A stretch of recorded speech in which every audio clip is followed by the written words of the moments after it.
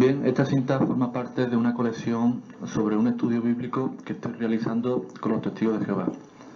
Bien, pues en esta cinta, esta cara va a estar dedicada a mis preguntas de todo tipo, sea copiada o sea formuladas por mí, reflexionadas por mí, con relación al tema de Dios, las preguntas y cuestiones sobre Dios.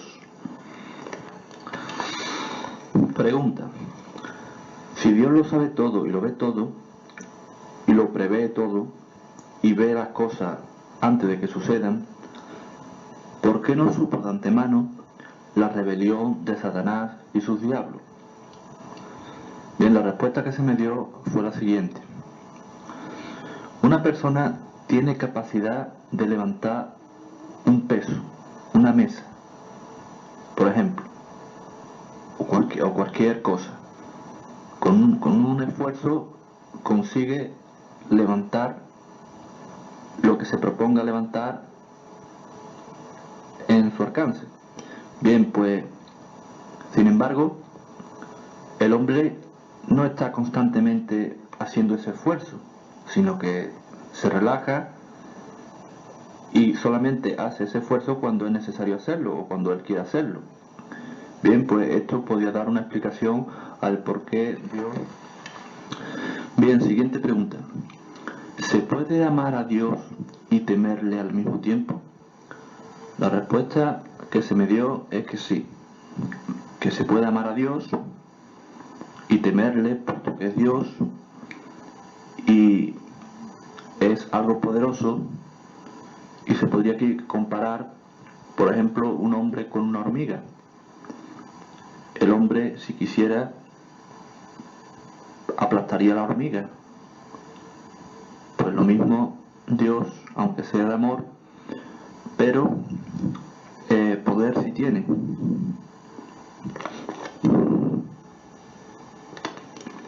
Por tanto, si Dios quiere una serie de cosas para su creación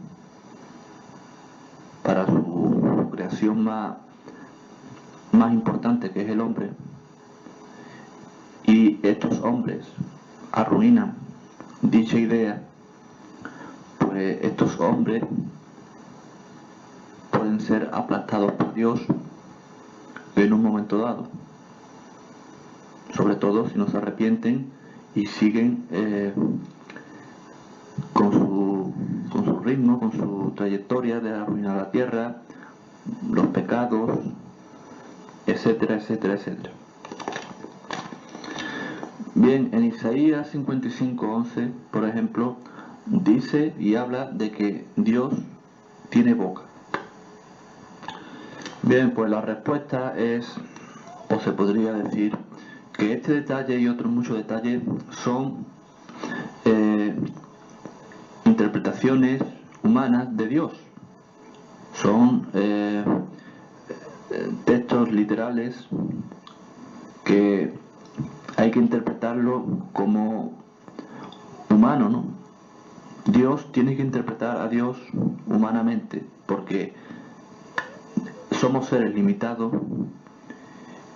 y no podríamos alcanzar realmente lo que es Dios, el universo, etc. Es como si le explicara a una cucaracha qué es la desgravación fiscal, por ejemplo. Por tanto, Dios es consciente de que le tiene que dar un mensaje a la humanidad que ésta lo entienda. Por tanto, se ven en la Biblia detalles humanos, porque Dios lo que quiere es mandar un mensaje que la humanidad lo entienda. Entonces, la humanidad, el mensaje tiene que ir de una forma que lo entendamos. Bien, pues la siguiente pregunta. Si Dios perdona a los malos e injustos que se arrepienten, ¿podría perdonar en un momento dado al diablo si éste se arrepintiera? La respuesta es bien sencilla, evidentemente no. El diablo. Siguiente pregunta. ¿Sabías que la ciencia no ha podido demostrar la existencia de Dios? Bien, pues la respuesta A este nivel se podría decir de que si no ha podido demostrar la existencia de Dios, tampoco ha podido demostrar la no existencia de Dios. Por otro lado, está claro de que hay bastantes pruebas, bueno, estamos todos rodeados de pruebas de que Dios existe. Está todo hecho y diseñado por alguien, porque es que no tiene lógica de que esto haya sido todo por casualidad. Nada más en el diseño de cualquier cosa, la perfección de ese diseño, de una flor, del cerebro humano, de un árbol, del sol, de la tierra, todo está hecho de alguna manera pensante. Las personas humanas diseñan cosas con un objetivo. Un coche, una mesa, un edificio. El diseño humano pues está diseñado y tiene todo un porqué, ¿no? Pues lo mismo en el hombre, en los animales, en la tierra en sí, ¿no? Siguiente pregunta. ¿Dios puede sufrir? ¿Se le puede hacer daño a Dios? Bien, la respuesta es que daño en sí no, porque es un ser que no se le puede destruir, ser, digamos, espiritual, grandioso, pero esto no quiere decir de que no se entristezca profundamente por las obras de su creación, por las obras humanas. Es como un padre con un hijo. El padre quiere a su hijo, pero si su hijo va por camino de perdición, el padre intenta de que no vaya por ese camino. Pero si continúa, el padre se siente profundamente entristecido y sufre emocionalmente, aunque el hijo no le haga daño físicamente. Bien, siguiente pregunta. ¿Prueba la existencia de la iniquidad y el sufrimiento que no existe Dios?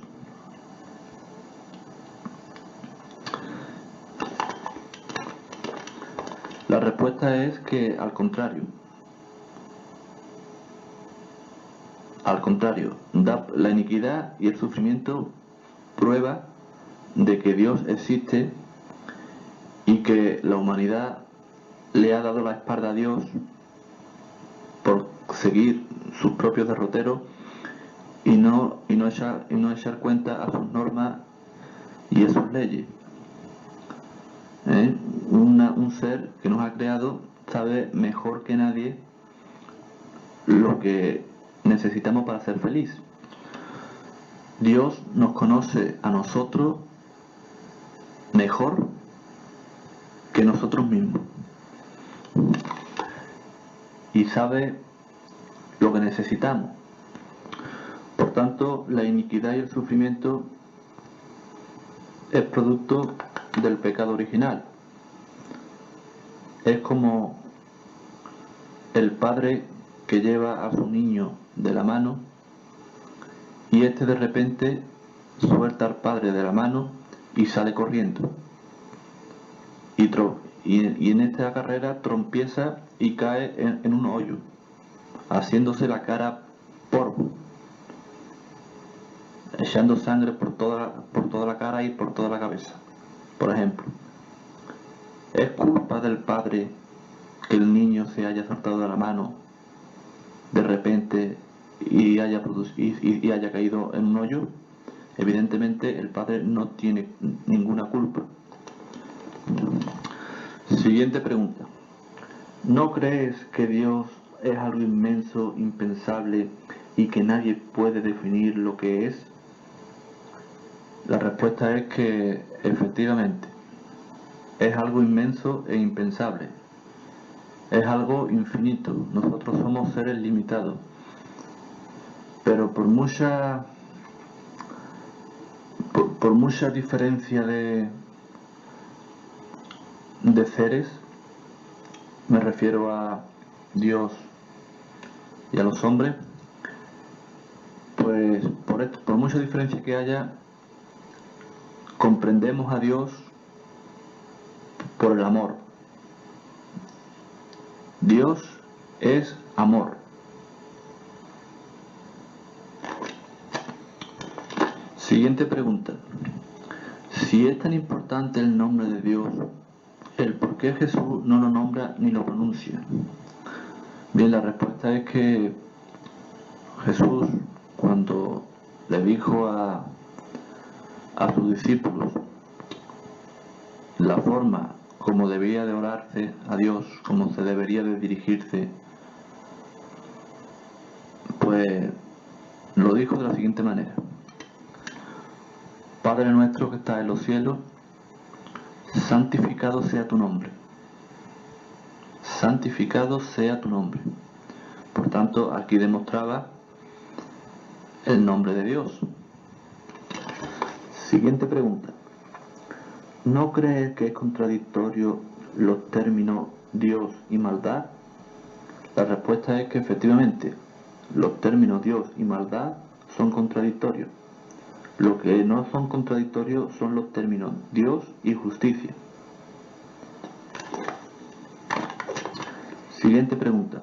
¿Qué es más importante, respetar y temer a Jehová o el amar a Dios? Primera de Juan, capítulo 4, versículo 8, Deuteronomio, capítulo 23, versículos 5 y 1, Juan, capítulo 4, versículo 10. Bien, la respuesta que se podría dar es que el amar a Dios implica respetarlo y temerlo, puesto que es Dios. Lo mismo te puede crear vida eterna que te puede destruir para siempre.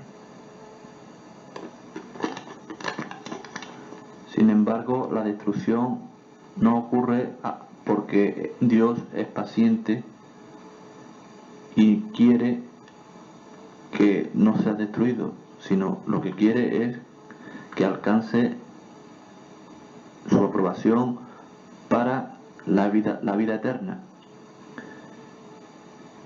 Pero esto no quiere decir que en un momento dado te destruya.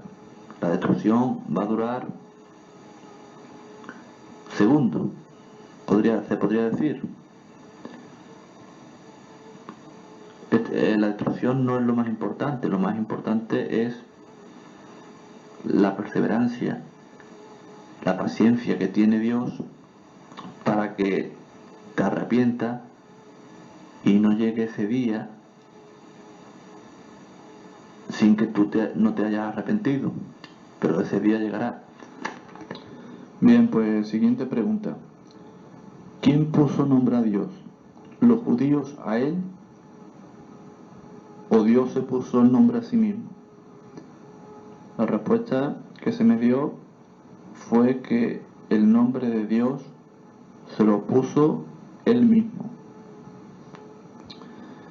Y se lo puso él mismo porque él comprendió la importancia de darle nombre a todo. Todo lo que se crea, para diferenciarlo una cosa de otra, se da un nombre. Por tanto, para que no haya confusión de dioses unos con otros, pues él mismo se puso un nombre que lo identificaba como el Dios verdadero. Si todos nos pusiésemos a orar a la misma hora, ¿cómo puede Dios escuchar todas las cuestiones de todos al mismo tiempo? Bien, la respuesta es que Dios lo puede todo. Dios es el ser todopoderoso. Él sabe hasta el número de cabellos que una persona tiene. Para nosotros, el alcanzar lo que es Dios es una utopía, es imposible comprender el humano que es Dios cómo funciona Dios y qué es lo que hace que sea tan poderoso. Bien, pues siguiente pregunta. ¿Tiene Dios sentido del humor? Aquí entraría otra pregunta que hago, que va también dirigida en el mismo sentido, que se refiere a si reirá Dios o le hará gracia, por ejemplo, las películas de Cantinflas. Bien, pues la respuesta que se me dio es que el sentido del humor es un síntoma de felicidad. Por tanto, Dios lo aprueba, mientras sea en sentido correcto, ¿no? Y de buen gusto.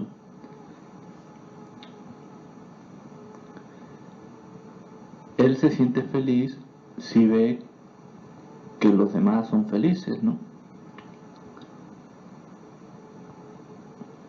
Pero actualmente, según las condiciones del mundo, no tiene mucho motivo Dios pues, para sentirse feliz. Siguiente pregunta. ¿Puede Dios hacer una piedra tan grande que no pueda Él con ella?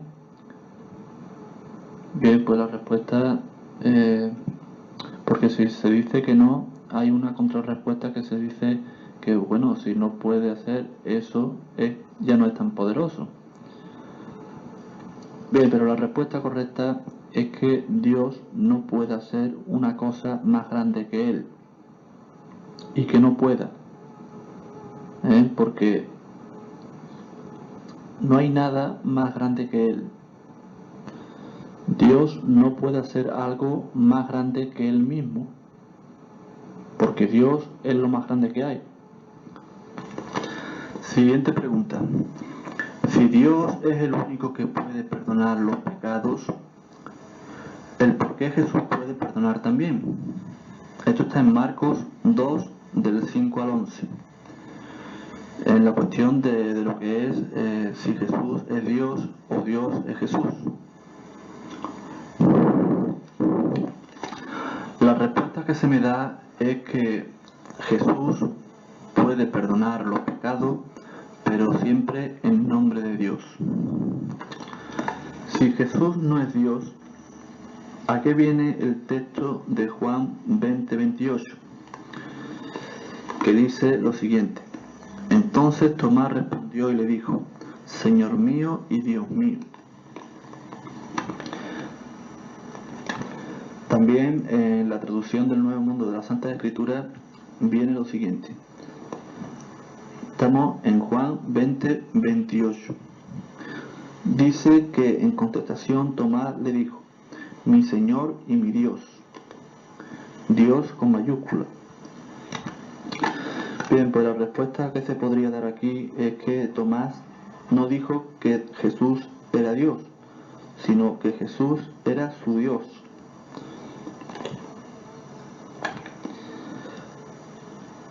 En contestación Tomás le dijo, mi Señor y mi Dios. En la Biblia hay muchos textos que demuestran claramente de que Jesús no es Dios, que no existe la Trinidad. O sea, todo el mundo sabe que 1 más 1 más 1 son 3, no 1. Jesús claramente dice y hace diferencia entre Padre, Hijo y el Espíritu Santo. Siguiente pregunta. Si Dios es una cosa y Jesús es otra, ¿qué es el Espíritu Santo? ¿Va unido a Dios o no? La cuestión de la paloma. Bien, pues el Espíritu Santo no es una persona. El Espíritu Santo es la fuerza activa de Dios. Se podría comparar aquí como una central eléctrica, en donde la central sería Dios y la energía va a las distintas casas de una ciudad, por ejemplo. El texto de lo de la paloma no dice que el Espíritu Santo se convierta o se haya convertido en una paloma, sino que el Espíritu Santo se manifestó en forma de paloma, no que fuera una paloma en sí. Siguiente pregunta. Si Dios lo puede todo, ¿podría convertirse en un hombre si Él quisiera? Bien, la respuesta que se me da es que Dios no tiene necesidad de convertirse en hombre. El mérito está en mandar al ser que más quiere para que la humanidad se salve. No él mismo sacrificarse a sí mismo para que la humanidad se salve, ¿no? Siguiente pregunta. La lista de los textos que demuestran o que hace cuestionar la cuestión de la Trinidad. Entre ellos destaco uno que es Romanos 9.5. En Romanos 9.5, en Biblia de la editorial Ediciones Varela, Reina Valera, pues dice lo siguiente. Romanos 9.5. De quienes son los patriarcas y de los cuales, según la carne, vino Cristo, el cual es Dios sobre todas las cosas, bendito por los siglos. Amén. Sin embargo, si leemos la versión de la traducción del Nuevo Mundo, dice lo siguiente, Romanos 9.5. A quienes pertenecen los antepasados y de quienes provino Cristo, según la carne. Dios, que está sobre todos, sea bendito para siempre. Amén. Bien, pues evidentemente hay controversia en estos dos textos, no son iguales. Bien, pues la respuesta que se me da es que debido al concepto erróneo de la Trinidad, las versiones, las nuevas versiones, pues, o las traducciones de distintas editoriales, distintas traducciones, pues lo que pasa es que se ha insertado este error en los textos. Son textos, digamos, manipulados. Siguiente pregunta. ¿No viene claro el concepto de la Trinidad cuando Jesús señala al Padre, cuando el Espíritu Santo se manifiesta en la paloma y cuando se dice que Jesús es Dios? Bien, primeramente hay que decir, en contestación, de que la palabra Trinidad no es una palabra bíblica, ¿no? O sea, en la Trinidad, la palabra Trinidad no viene en la Biblia. Por otro lado, el Espíritu Santo se manifestó, pero en forma de paloma, no en paloma, en forma de paloma. Y en lo que se refiere a que Jesús es Dios, hay muchos textos bíblicos que demuestran y dan a entender que Jesús es una persona y Dios es otra. Por ejemplo, en Mateo 26:39 dice lo siguiente. Adelantándose un poco, se postró Jesucristo rostro en tierra, orando y diciendo, Padre mío, si es posible, pase de mí esta copa. Sin embargo, no se haga como yo quiero, sino como tú. Bien, pues si el Padre y el Hijo no fueran individuos distintos, pues dicha oración habría carecido de significado, puesto que Jesús había estado orándose a sí mismo, y necesariamente la voluntad de Él habría sido la voluntad de su Padre. Por ejemplo, otro texto está en Juan 8, 17 y 18. Jesús contestó a los fariseos judíos, en vuestra ley está escrito que el testimonio de dos hombres es verdadero. Yo soy el que doy testimonio de mí mismo, y el Padre que me envió da también testimonio de mí. Por eso aquí Jesús definitivamente se refirió a sí mismo como un ser separado y distinto del Padre. Bien, pues con referencia a que el Espíritu Santo sea una persona, quizá aparezcan algunos textos particulares en lo que se hace referencia al Espíritu Santo indicando personalidad, ¿no? Por ejemplo, se hace referencia al Espíritu Santo pues cuando en Juan 14, 16, 17 y 26, también 15, 26 y 16, 13. Pues da a entender estos textos, bueno, o o hace referencia al Espíritu Santo como a un ayudante, ¿no? Consolador o un abogado que enseña, testifica, habla y oye. Pero otros textos dicen que ciertas personas fueron llenas de Espíritu Santo, y que algunas fueron bautizadas con él o ungidas con él.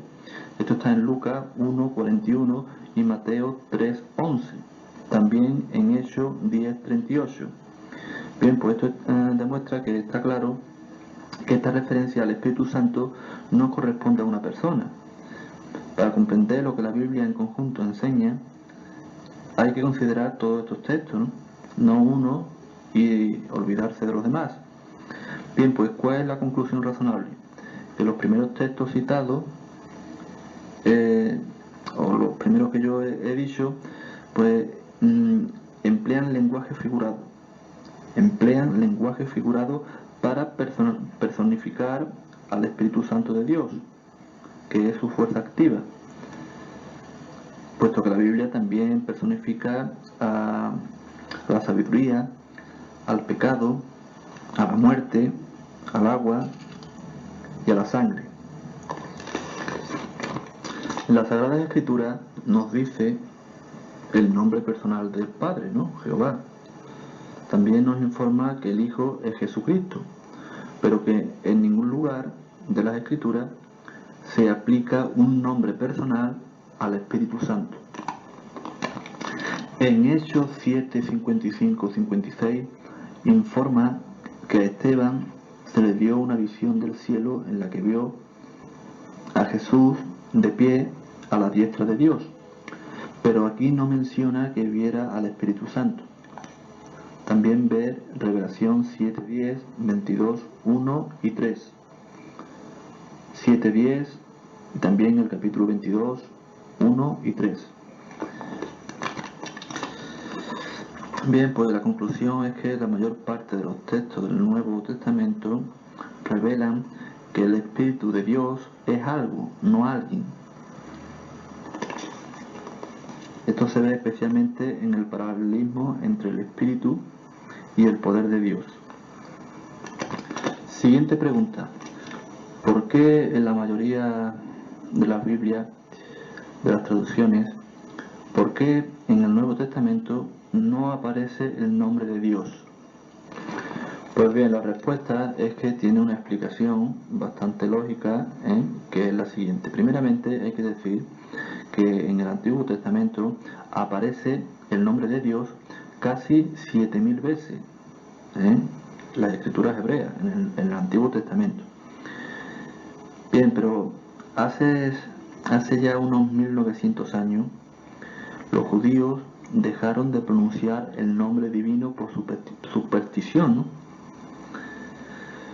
Y dado que el hebreo bíblico se escribía sin vocales, pues ya no hay manera de saber con exactitud cómo se pronunciaba, cómo pronunciaban Moisés, David y otras personas de la antigüedad las 4 consonantes, que es el tetragramatón, que es lo que forma el nombre divino. Aunque algunos eruditos opinan que el nombre de Dios posiblemente se pronunciara Yahvé, aunque no pueden aseverarlo.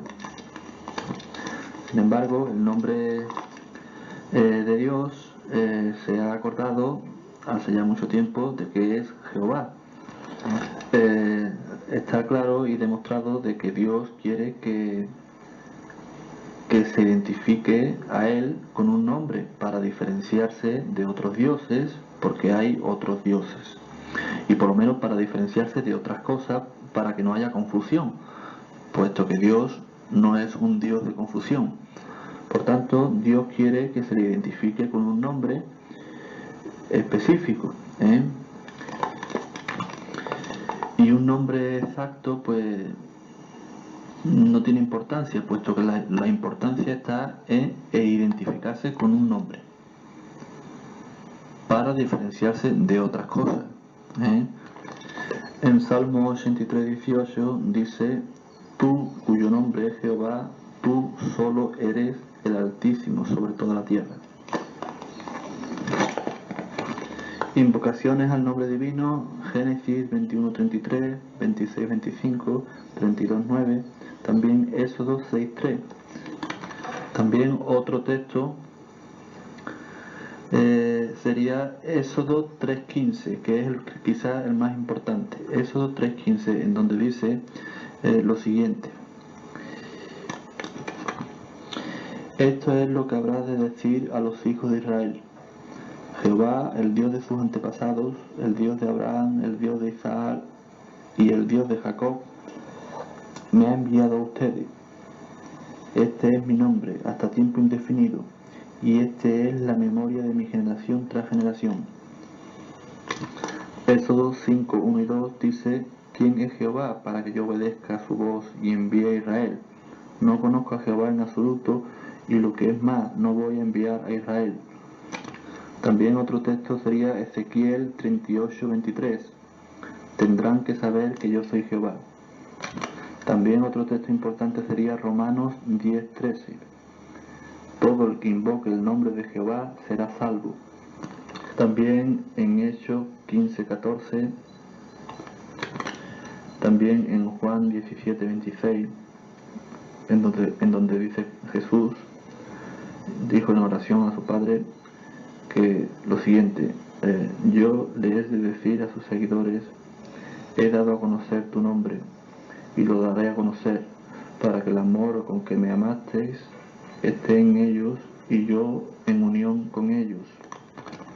También en Mateo 28, 19 y 20, en donde dice: por tanto, id y haced discípulos a todas las naciones, bautizándolos con el nombre del Padre. Por tanto, Dios quiere diferenciarse de otros dioses, porque la misma Biblia dice que hay otros dioses. Léase 1 Corintios capítulo 8, versículo 5, que dice lo siguiente: pues aunque haya algunos que se llamen dioses, sea en el cielo o en la tierra, como hay muchos dioses y muchos señores, para nosotros, sin embargo, solo hay un Dios, el Padre. Bien, pues pasamos ahora otra vez al Antiguo Testamento, en donde en Isaías 12:4 dice lo siguiente: den gracias a Jehová, invoquen su nombre, den a conocer entre los pueblos su trato, haga mención de que su nombre está puesto en alto. Ezequiel 38, 17 y 23. Esto es lo que ha dicho el Señor soberano Jehová: y ciertamente me engrandeceré y me santificaré y me daré a conocer delante de los ojos de muchas naciones, y tendrán que saber que yo soy Jehová. Por tanto, hay que decir de que si Dios no quiere que se pronuncie su nombre, pues el porqué aparece casi 7000 veces en el Antiguo Testamento. Siguiente pregunta: si no se conoce realmente el pronunciamiento del nombre de Dios, el porqué para los verdaderos cristianos es tan importante el pronunciarlo. Bien, pues la superstición no es de cristiano. Jesús pronunciaba el nombre de Dios. Dios quiere que se le identifique con un nombre para diferenciarse de otros dioses. Jesús menciona el nombre de Dios cuando en Mateo 4:10 dijo a Satanás: vete, Satanás, porque está escrito, he a Jehová tu Dios que tienes que adorar,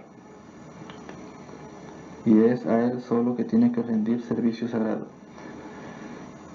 En otras Biblias, por supuesto, se sustituye la palabra Jehová por Señor. Siguiente pregunta: ¿no pudiera ser que para la gente de aquella época vieran a Jesús como Dios por el deseo humano o lo trascendente y tangible? Las personas tienden a endosiar a cualquier hombre, ¿no? Bien, hay textos que muestran claramente que Jesús no es Dios. Por ejemplo, en Juan 8:54, Jesús contestó a los judíos: si yo me glorifico a mí mismo, mi gloria no es nada. Es mi Padre quien me glorifica, el que ustedes dicen que es su Dios. Bien, pues las escrituras hebreas identifica claramente a Jehová como el Dios a quien los judíos afirmaban adorar. Jesús no dijo que él fuera Jehová, sino que Jehová era su Padre. Aquí Jesús hizo muy claro y mencionó y demostró que su Padre y él eran distintos. También en Mateo 4:10 es obvio que Jesús no estaba diciendo que era él mismo a quien se debía de adorar. También da lectura a Filipenses 2:9 al 11, que comienza diciendo que por esta misma razón también Dios lo ensalzó a Jesucristo a un puesto superior, y bondadosamente le dio el nombre que está por encima de todo otro nombre. ¿No crees que el Dios de la venganza no puede ser el mismo que el Dios del amor y del perdón? Bien, pues la Biblia dice, o nos dice, que debemos de amar a Jehová. Esto está en Lucas 10:27. Y temerle. Primera de Pedro 2:17, también Proverbio 1:7. En Proverbio también sería capítulo 2 del 1 al 5 y el capítulo 16, versículo 6. Por tanto, un temor saludable a Dios hará que seamos sumamente cuidadosos para no incurrir en su disfavor. Nuestro amor por Él nos muestra o nos moverá a querer hacer las cosas que le agradan, a expresar nuestro agradecimiento por las incontables expresiones de su amor y de su bondad inmerecida para con nosotros. Si ilustramos esta cuestión, podríamos decir que es correcto que un hijo tema desagradar a su padre, pero la gratitud por todo lo que su padre hace por él, pues también debe de mover al hijo a expresar amor verdadero a su padre. Por ejemplo, un buzo puede decir que ama el mar, pero un temor sano al mar le ayuda a comprender pues que hay ciertas cosas que debe de evitar.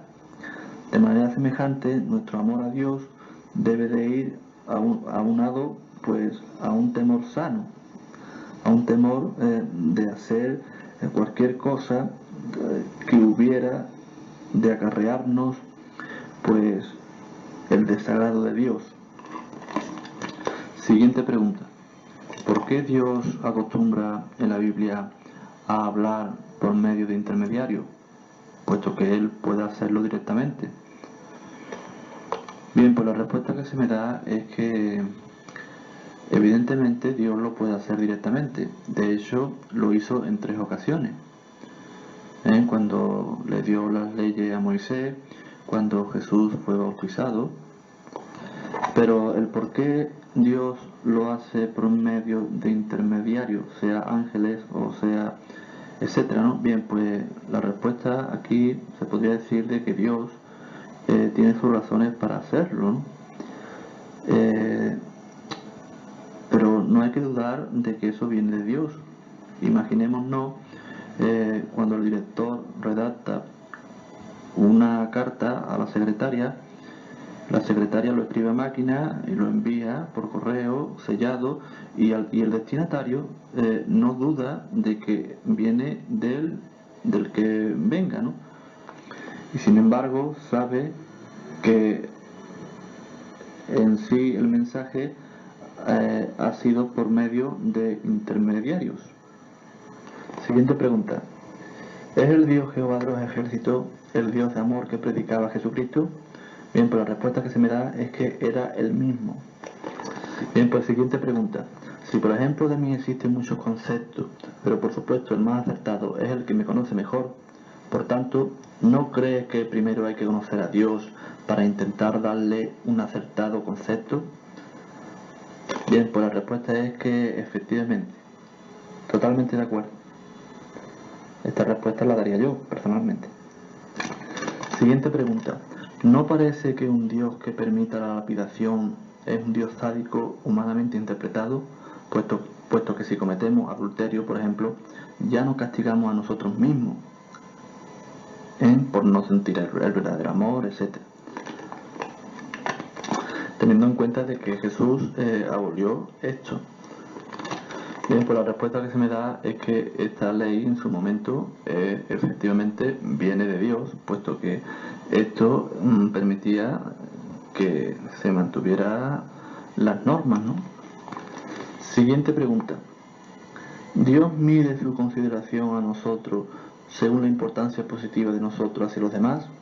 Pues la respuesta me la doy yo mismo, que efectivamente esto es posible, puesto que esto es así. Hay que amar al prójimo como a sí mismo. También otro concepto es que si uno perdona, Dios te perdona. Si uno no perdona al prójimo, Dios pues no te va a perdonar. ¿No pudiera ser que los hombres, al ser seres limitados, interpretan a Dios humanamente y por consiguiente no lo hacen correctamente? El hombre sabe de Dios como una cucaracha sabe de la desgravación fiscal. O por ejemplo, ¿no pudiera ser que las imágenes que tenemos del Ser Supremo son solo proyecciones humanas? O por ejemplo, ¿no ha convertido el hombre a Dios en un Dios de andar por casa? Bien, pues la respuesta que se me da es que efectivamente Dios es un ser que es impensable para la humanidad, ¿no? Somos seres limitados y nosotros no podemos alcanzar lo que realmente es Dios.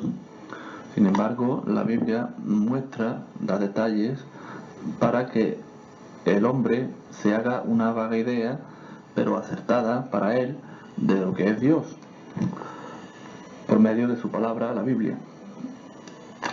Bien, pues siguiente pregunta. ¿No demuestran los textos de Juan 20:28 y Hebreos 1:6 que puede existir el concepto de tres personas en una? Bien, pues la respuesta que se me da es que primeramente, si leemos los textos, según cómo va dirigida la pregunta, se podría decir de que entonces no serían tres personas, ¿no? Según estos textos, sino sería un dúo. O sea, Jesús es Dios y Dios es Jesús. Ahí no habla de Espíritu Santo. No sería tres personas, sería dos personas, ¿no? Por otra parte, damos lectura a Juan 20:28. Entonces Tomás respondió y le dijo: Señor mío y Dios mío. Damos lectura a otra versión. En contestación, Tomás le dijo: Mi Señor y mi Dios. Bien, pues aquí se podría contestar de que este texto no dice que Jesús sea Dios, sino que para Tomás, Jesús es un Dios. Es Dios para él, pero es para él. Digamos que aquí es una respuesta, una frase emotiva la que da Tomás. Siguiente pregunta. Si Dios es el único que puede perdonar los pecados, ¿por qué Jesús puede perdonar también? Esto está en Marcos 2, del 5 al 11. Dice lo siguiente: Y cuando vio Jesús la fe de ellos, dijo al paralítico: Hijo, tus pecados te son perdonados. Bien, la respuesta que se me da es que Jesús puede perdonar, pero en nombre de Dios. También, siguiente pregunta. Se dice que la palabra Trinidad ni siquiera viene en la Biblia, y sin embargo es dogma de fe. ¿Por qué la fecha del año 1914 tampoco viene en la Biblia y sin embargo es dogma de fe? Bien, pues la respuesta que se me da es que no es dogma de fe la fecha 1914. La fecha 1914 es fruto de una investigación, pero que no es norma, no es dogma de fe. Siguiente pregunta. ¿No da a entender los siguientes textos que el Espíritu Santo es una persona? Juan 14, 16, 17 y 26, Juan 15, 26 y Juan 16, 13. Bien, pues la respuesta que se me da es que, sin embargo, hay otros textos que dicen que ciertas personas fueron llenas de Espíritu Santo, y que algunas fueron bautizadas con él y ungidas con él. Lucas 1:41, Mateo 3:11 y Hechos 10:38. Por tanto, está claro que esta referencia al Espíritu Santo no corresponde a una persona. Para comprender lo que la Biblia en conjunto enseña, hay que considerar todos estos textos. En estos textos pues, se emplea el lenguaje figurado para personificar al Espíritu Santo de Dios, su fuerza activa. Así como la Biblia también personifica la sabiduría, el pecado, la muerte, el agua y la sangre. La Biblia puede ser peligrosa si se sacan del contexto un texto y puede ser aplicado a cualquier creencia. Por tanto, lo que hay que hacer es leer en conjunto la Biblia y ver lo que la Biblia en su conjunto quiere decir. Siguiente pregunta. ¿No pudiera ser que Dios posea sentido del humor y que por tanto acepte las bromas y parodias dirigidos a Él o a la historia de la Biblia, etcétera? Bien, la respuesta que se me da es que efectivamente Dios cree y debe de tener y acepta el sentido del humor, pero aplicado en el buen sentido. O sea, el sentido del humor no debe de ser burla, sobre todo burlas a la verdad. Evidentemente eso no hace gracia, pero que sus pueblos, sus miembros, practiquen el humor y posean humor, pues lo acepta porque el humor es síntoma de felicidad, de buen estado anímico y por tanto de felicidad. Por tanto, esto es totalmente aceptable.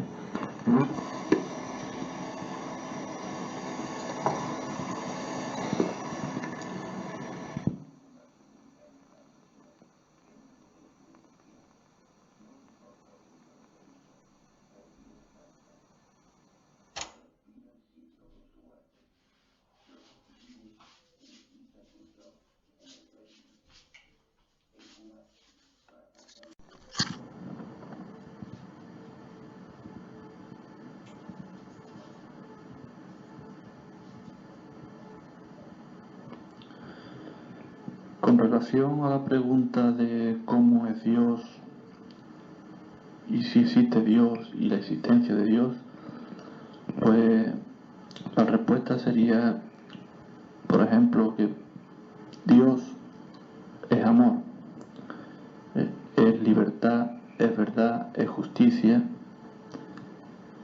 pero sobre todo debe de ser lo mejor que se pueda pensar de Él. Es evidente que es amor, ya que todo lo que ha creado es bueno, pensado en el bienestar de nosotros. La creación cumbre de Él.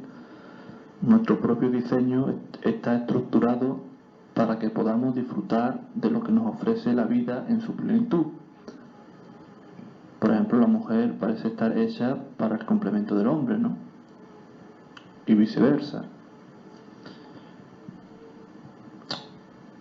Dios en cada momento de la vida siempre nos está llamando, pero creo que lo que definitivamente quiere es que sea uno por sí mismo el que decida ir hacia Él por decisión propia. Tiene más mérito y es más justo, ya que pienso que si a una persona se le pone una pistola para que crea en Dios, de seguro el mismo Dios pues desaprobaría completamente este proceder. Por tanto, no toda técnica o método de aceptar a Dios es legítimamente aceptable. Adán y Eva pues tuvieron toda la libertad dada por Dios y no supieron ellos apreciar todo eso, ¿no?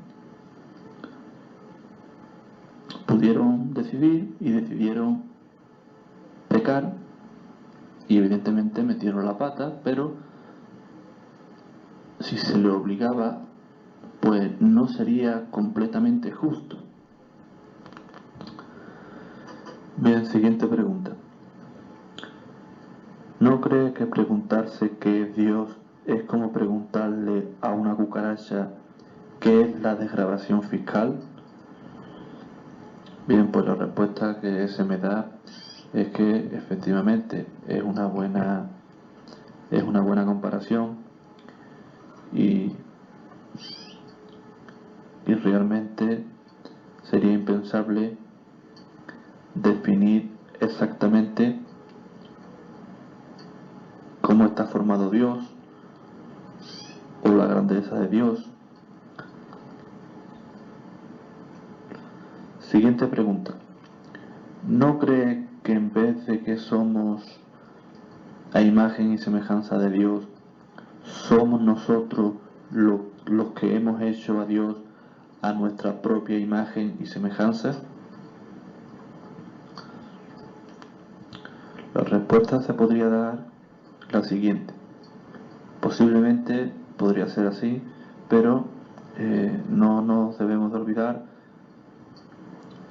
los detalles importantes que nos da la Biblia con relación a su forma a la idea que nosotros debemos de tener de lo que es Dios, puesto que no sería lógico tener más ideas porque no podríamos comprenderlo. Y entonces pues él mismo nos da a través de su palabra pues la idea justa y necesaria que nosotros pues debemos de tener, y no debemos de preocuparnos en saber más, porque realmente no podríamos comprenderlo. Siguiente pregunta. ¿Quién creó a Dios? Bien, pues la respuesta la misma Biblia la da en distintos artículos, o sea, distintos versículos de capítulos de distintos libros, ¿no? Por ejemplo, en Isaías 44:6, en Isaías 48:12, 41:4, Apocalipsis 1:8. En todos estos versículos pues vienen a decir de que Dios nunca tuvo principio y nunca tendrá fin. Si pasamos a la explicación que da el libro Razonamiento a partir de las Escrituras, de la página 120, está la pregunta que estamos tratando, que es: ¿tuvo principio Dios? Bien, pues en Salmo 92 dice: antes que nacieran las montañas mismas, o tú procedieras a producir como con dolores de parto la tierra y el terreno productivo, aún desde tiempo indefinido hasta tiempo indefinido, tú eres Dios. Bien, pues continúa diciendo de que se hace la pregunta si esto es razonable, ¿no? Bien, pues la mente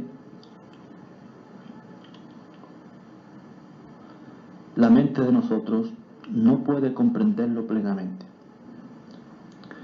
Pero sin embargo, eso no es razón sólida para rechazarlo. Por ejemplo, el tiempo. Nadie puede señalar un momento preciso como el del comienzo del tiempo. Y es un hecho que aunque nuestra vida termina, el tiempo no tiene fin. No rechazamos la idea del tiempo porque haya aspectos en él que no podamos comprender de lleno. Más bien, vivimos con arreglo a él. Segundo punto, el espacio. Los astrónomos no hallan ni principio ni fin al espacio. Mientras más exploran el universo, más hay. Ellos no rechazan lo que la evidencia muestra. Muchos dicen que el espacio es infinito. El mismo principio aplica a la existencia de Dios. Otros ejemplos. Primero, los astrónomos nos dicen que el calor del Sol en el núcleo es de 15 millones de grados centígrados. ¿Rechazaríamos esa idea porque no podemos comprender plenamente un calor tan intenso? Segundo punto. Nos dicen que el tamaño de nuestra Vía Láctea es tan grande que un haz de luz que viaje a más de 300.000 kilómetros por segundo tomaría 100.000 años para cruzarla de un extremo al otro. ¿Comprende en realidad la mente nuestra tal distancia? Sin embargo, la aceptamos porque la evidencia científica la apoya. ¿Qué es más razonable? ¿Que el universo sea producto de un creador vivo e inteligente o que haya surgido simplemente al azar de una fuente no viviente y sin dirección inteligente? Algunos adoptan el último punto de vista porque creen de otro modo que significaría que tendrían que reconocer la existencia de un creador, cuyas cualidades pues no pueden comprender de lleno. Pero bien se sabe que los científicos no comprenden plenamente el funcionamiento de los genes que hay dentro de las células vivas y que determinan el desarrollo de estas. Ellos tampoco entienden del todo lo que es el funcionamiento del cerebro humano.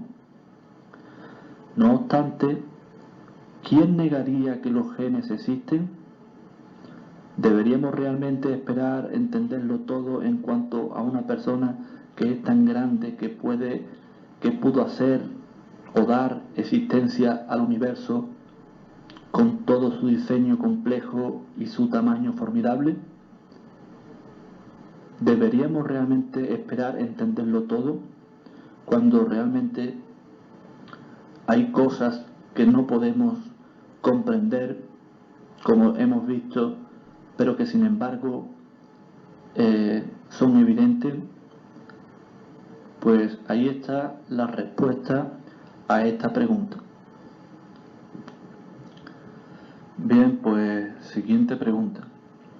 La pregunta es con relación a la exclamación de Tomás en Juan 20:28 que decía: Tomás respondió y le dijo: Señor mío y Dios mío.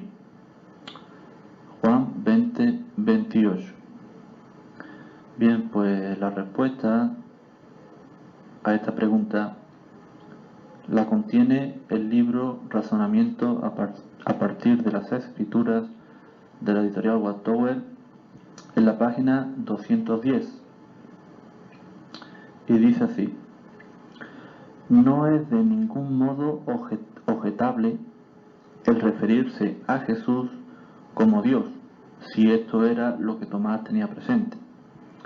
Esto estaría en armonía con las palabras que Jesús mismo citó de los Salmos, donde a hombres poderosos, a jueces, se les llamó dioses.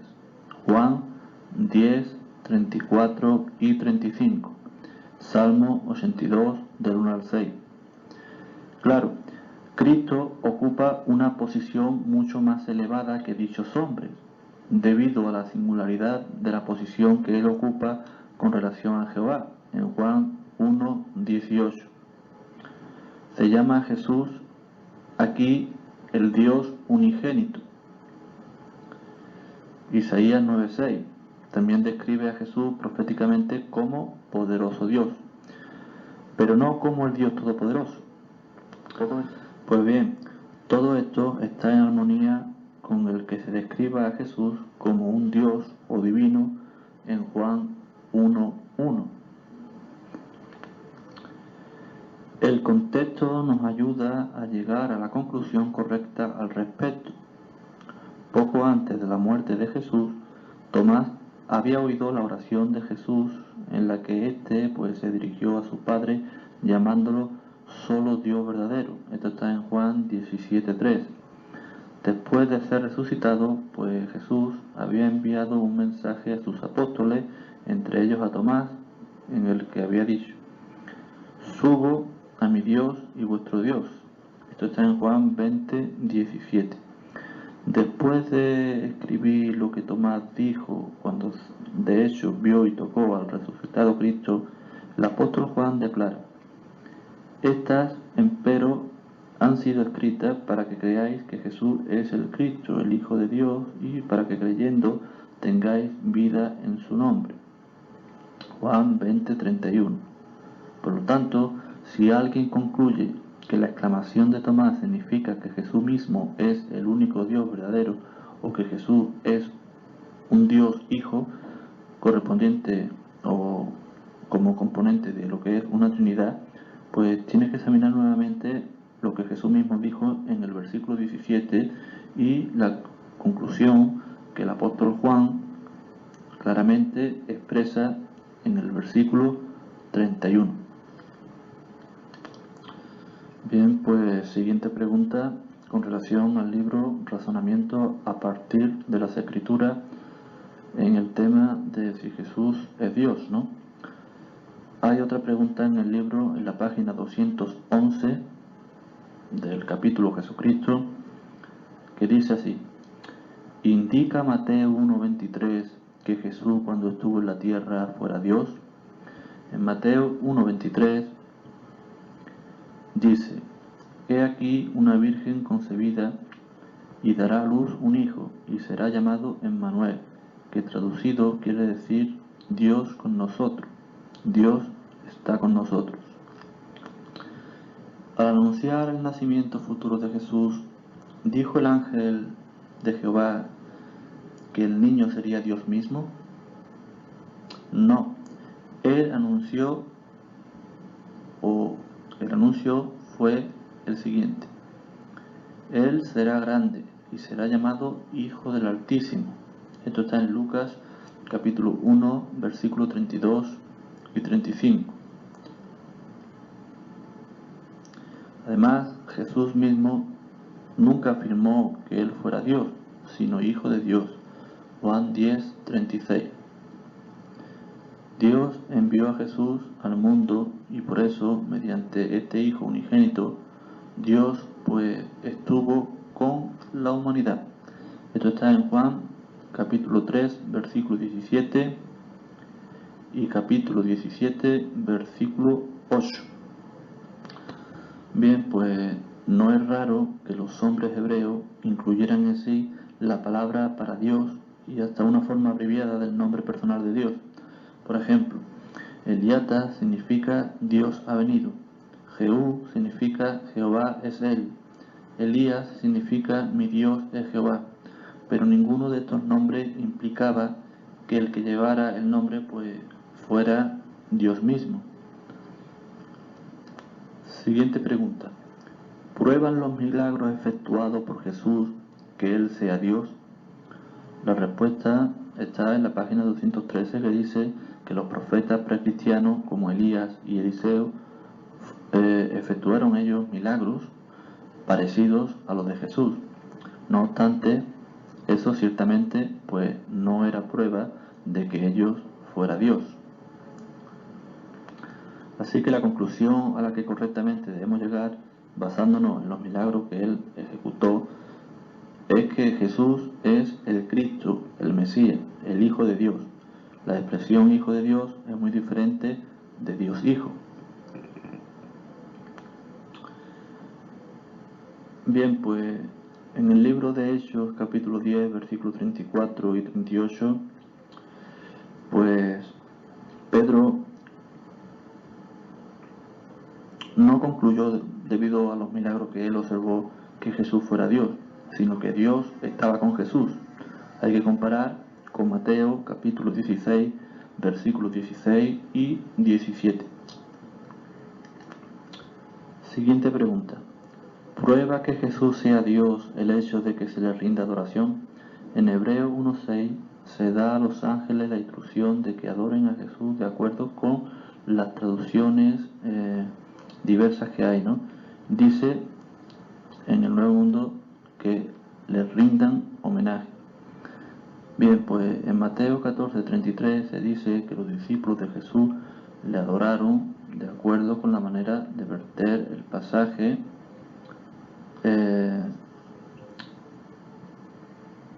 y otras traducciones dicen que se arrodillaron, se pusieron de rodillas delante de Jesús, se postraron ante Él, le rindieron homenaje. Bien, todas estas distintas frases con relación a las distintas traducciones de distintas Biblias, pues dice que continuando lo que dice la explicación, dice que la palabra griega que se traduce adoración es proskinio, la cual, de acuerdo con un diccionario bíblico, también se usaba pues para designar la costumbre pues de postrarse ante una persona y besarle los pies, el ruedo del vestido también, o besar la tierra. Este es el término que se usa en Mateo 14:33 para expresar lo que los discípulos hicieron para con Jesús. En Hebreos 1:6 para indicar lo que los ángeles deben hacer para con Jesús.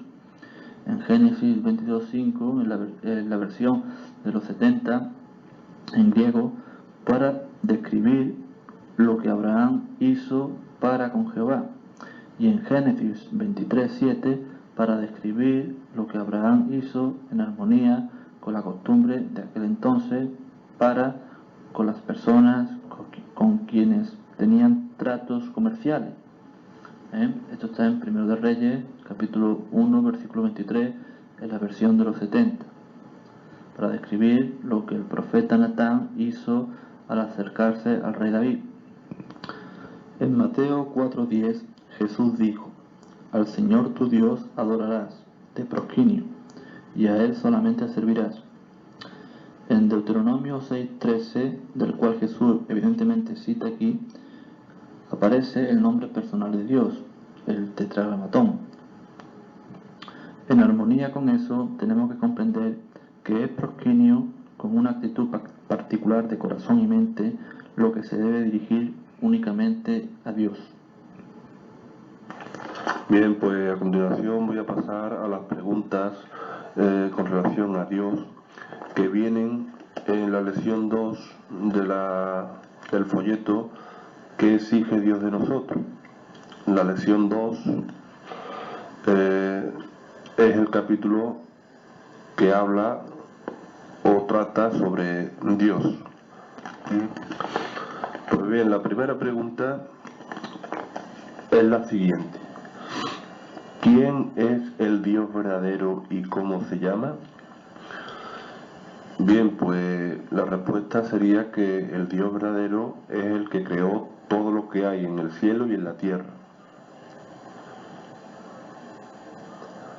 Damos lectura a 1 de Corintios, capítulo 8, versículos 5 y 6.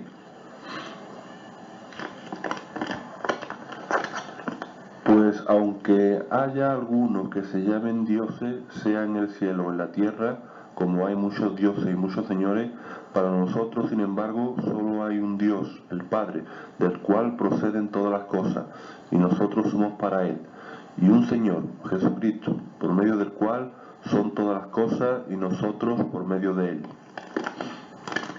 Bien, pues este texto quiere decir que, aunque existan muchos dioses, pues realmente hay un solo Dios verdadero, creador de todo, y un solo Señor, que es el Hijo, Jesucristo. Damos lectura a Apocalipsis 4:11. Señor, digno eres de recibir la gloria y la honra y el poder, porque tú creaste todas las cosas y por tu voluntad existen y fueron creadas. Y con relación a la pregunta de que cómo se llama, el nombre es Jehová. Da lectura a Salmo 83:18.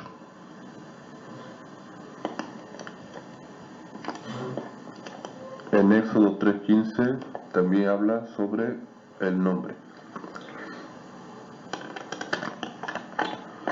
Segunda pregunta: ¿qué clase de cuerpo tiene? La respuesta sería espíritu.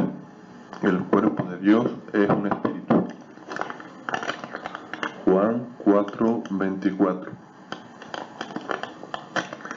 Y dice lo siguiente: Dios es espíritu, y los que le adoran en espíritu y en verdad es necesario que adoren.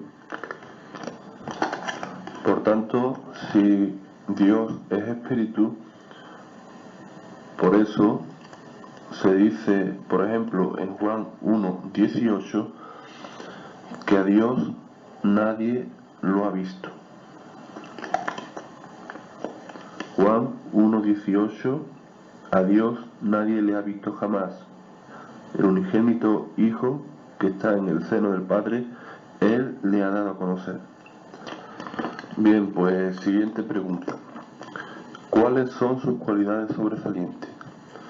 Bien, pues la respuesta es que las cualidades sobresalientes de Dios son muchas. Por ejemplo, la justicia, que se encuentra en el texto de Deuteronomio 32:4, sabiduría y poder, que se encuentra en Job 12:13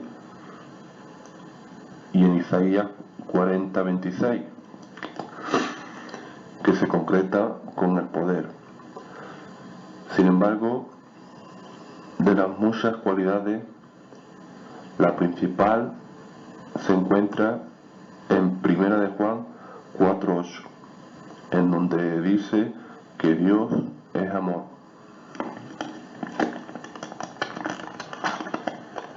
También Dios es misericordioso, bondadoso, perdonador, generoso y paciente. Siguiente pregunta. ¿Debemos utilizar imágenes y símbolos para adorarlo? Bien, pues la respuesta es que no. Damos lectura a Éxodo 20:4 y 5, en donde dice claramente que no hay que inclinarse, no hay que servir a ninguna imagen hecha por el hombre, tallada por el hombre.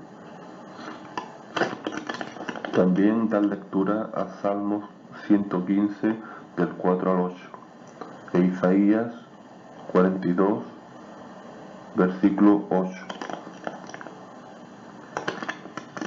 Siguiente pregunta. ¿De qué dos maneras podemos aprender acerca de Dios? Bien, pues la respuesta es mediante la creación y la Biblia. O sea, observando la creación y estudiando la Biblia. Salmo 19 del 1 al 6 y Romanos versículo 20, capítulo 1. Ahí habla sobre el amor que Dios desparramó para la creación.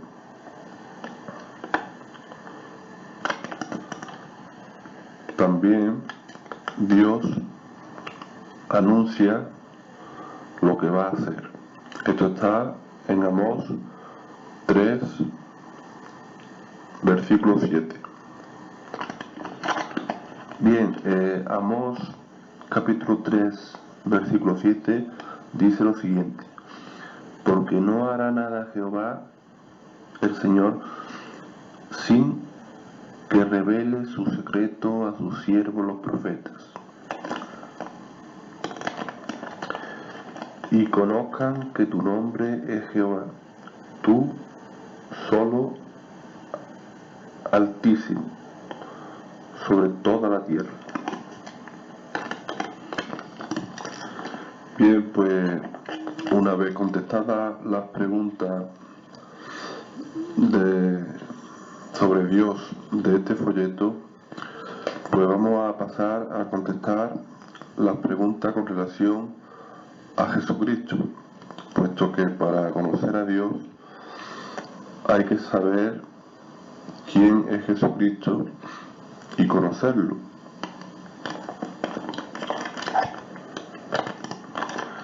Primera pregunta. ¿Por qué se llama a Jesús el Hijo primogénito de Dios? Bien, la respuesta es porque fue la primera creación de Dios. Colosenses 1:15 dice lo siguiente: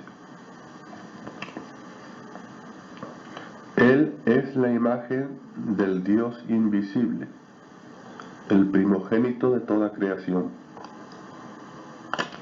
También Revelación 3:14. Y escribe al ángel de la iglesia en la Odisea. He aquí el Amén, el testigo fiel y verdadero, el principio de la creación de Dios. Dice esto: Jehová utilizó a Jesús en su existencia prehumana, lo utilizó como su obrero maestro al crear todas las cosas en el cielo y en la tierra. Proverbios 8:22 al 31. Y también Colosenses capítulo 1, versículos 16 y 17, que dice lo siguiente: Porque en Él fueron creadas todas las cosas, las que hay en los cielos y las que hay en la tierra, visibles e invisibles, sean tronos, sea dominio, sean principados, sean potestades, todo fue creado por medio de Él y para Él. Y Él es antes de todas las cosas, y todas las cosas en Él subsisten. Repito, y Él es antes de todas las cosas, y todas las cosas en Él subsisten. Bien, pues siguiente pregunta. ¿Por qué se le llama la palabra Jesús? Bien, porque Dios también lo utilizó como su vocero principal. De ahí a que Jesús se le llame la palabra. Por ejemplo, dar lectura a Juan 1, versículo del 1 al 3. También Revelación 19:13. En Revelación 19:13 dice lo siguiente: Estaba vestido de una ropa teñida en sangre, y su nombre es el Verbo de Dios. Siguiente pregunta: ¿por qué vino Jesús a la tierra como hombre? Bien, la respuesta es que primero, para enseñarnos la verdad acerca de Dios. Esto está en Juan 18:37. Segundo, para mantener integridad perfecta y así ponernos un modelo que imitar. Esto está en 1 de Pedro, capítulo 2, versículo 21.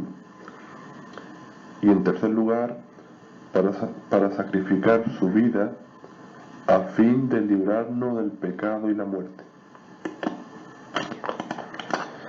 Bien, pues esto está en Mateo 20:28, que dice lo siguiente: como el Hijo del Hombre no vino para ser servido, sino para servir y para dar su vida en rescate por muchos.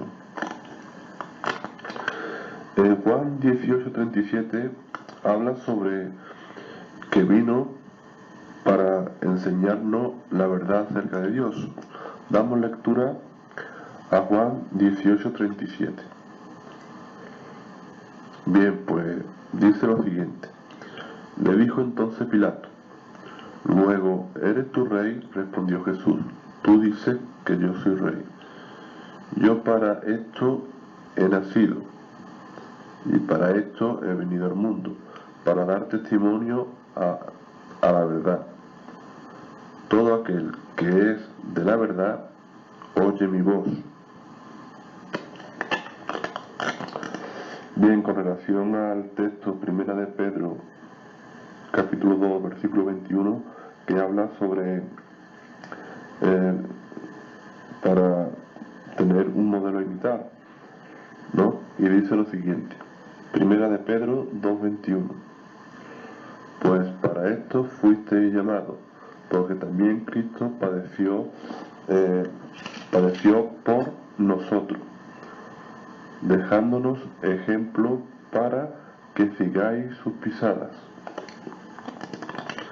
Por tanto, Jesús era un ser humano perfecto, igual que Adán, pero a diferencia de este, Jesús fue totalmente obediente a Dios, incluso bajo la mayor de las pruebas.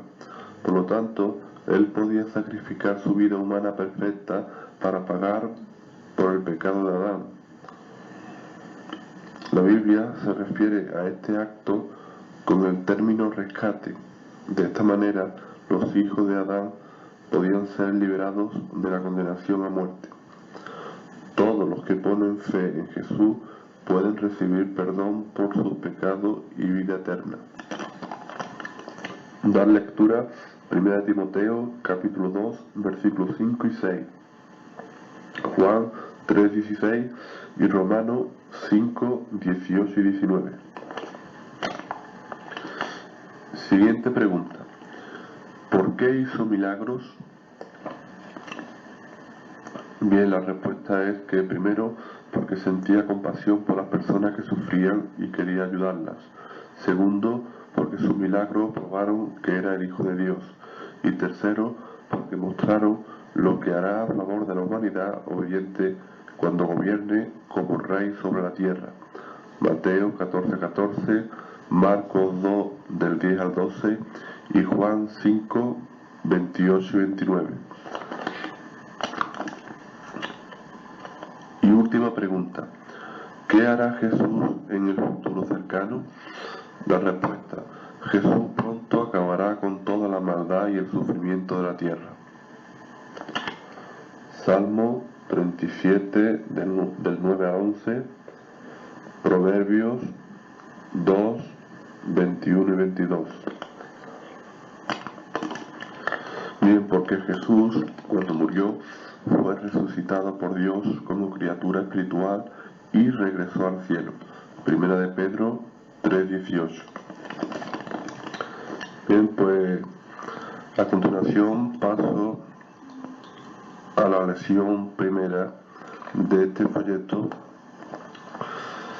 que hay preguntas con relación al tema de la Biblia. Son 3 preguntas. La primera pregunta. ¿Qué información importante contiene la Biblia? Bien, pues la respuesta es que nos dice la verdad acerca de Dios, o sea, quién es y cuáles son sus normas. Explica cómo hacer frente a los problemas y cómo hallar felicidad. Y también nos dice lo que tenemos que hacer para agradar a Dios. Salmo 1 del 1 al 3 e Isaías 48, 17 y 18. Damos lectura a Salmo 1 del 1 al 3. Bienaventurado el varón que no anduvo en consejo de malos, ni estuvo en camino de pecadores, ni en silla de escarnecedores se ha sentado, sino que en la ley de Jehová está su delicia, y en su ley medita de día y de noche, y será como árbol plantado junto a corrientes de agua, que da su fruto en su tiempo, y su hoja no cae, y todo lo que hace prosperará. En Isaías 48, 17 y 18 dice lo siguiente. Así ha dicho Jehová, Redentor tuyo, el Santo de Israel. Yo soy Jehová Dios tuyo, que te enseña provechosamente, que te encamina por el camino que debes seguir. Oh, si hubiera atendido a mis mandamientos, fuera entonces tu paz como un río y tu justicia como las ondas del mar. ¿Quién es el autor de la Biblia? La respuesta es Dios. Por medio de su Espíritu Santo hizo que se escribiera por medio de unos 40 hombres durante un periodo de 1600 años a partir del año 1513 antes de la era común. La componen 66 libritos. Por tanto, los escritores fueron inspirados por Dios. Es decir, transcribieron los pensamientos de él, no los propios, de modo que el autor de la Biblia no es ningún ser humano en la tierra, sino el Dios celestial. Le hace 2 de Timoteo 3, 16 y 17, en donde dice que toda escritura es inspirada de Dios. Y también dice para lo que sirve.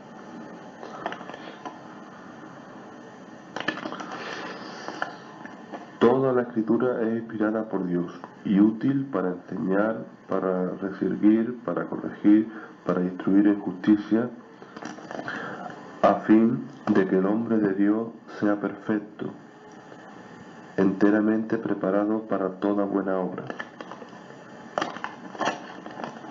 En 2 de Pedro 1, 20 y 21 dice lo siguiente: entendiendo primero esto, que ninguna profecía de la Escritura es interpretación privada, porque nunca la profecía fue traída por voluntad humana, sino que los santos hombres de Dios hablaron siendo inspirados por el Espíritu Santo. Bien, última pregunta. ¿Por qué se debe de estudiar la Biblia? Bien, la respuesta es que se debe de estudiar porque nuestro futuro eterno depende de que lleguemos a conocer a Dios y de hacer su voluntad a pesar de la oposición.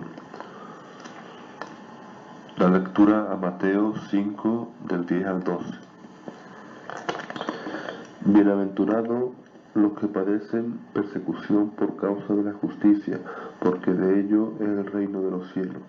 Bienaventurados sois cuando por mi causa os vituperen y os persigan, y digan toda clase de mal contra vosotros, mintiendo. Gozaos y alegraos porque vuestro galardón es grande en los cielos, porque así persiguieron a los profetas que fueron antes de vosotros. También da lectura a Juan 17:3. Y esta es la vida eterna, que te conozcan a ti, el único Dios verdadero, y a Jesucristo, a quien has enviado. Bien, una pregunta sería la siguiente: si Jesús es el Hijo de Dios, ¿a qué viene el texto Mateo 1 del 1 al 17? En donde trata sobre la profecía de que el Mesías pues sería hijo de David, o sea, los ascendientes de Jesús. Siguiente pregunta: si uno tuviera la certeza que al morir sería resucitado y viviría en unas condiciones espirituales que ya conocía, ¿qué mérito tendría sacrificarse o dejarse sacrificar para la humanidad?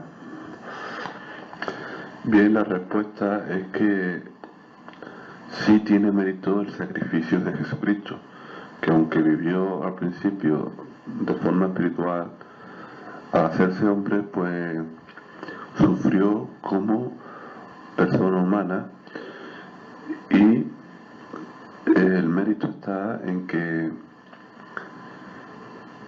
si no cumplía la misión no hubiera sido resucitado. Si hubiera fallado otra vez, como falló Adán, pues no hubiera tenido ese privilegio de que Dios lo volviera a resucitar. Por tanto, fue un verdadero sacrificio. Con relación a la pregunta de si Jesús hubiera fallado, ¿qué hubiera pasado? La respuesta sería que Dios tenía certeza de que Jesús no fallaría.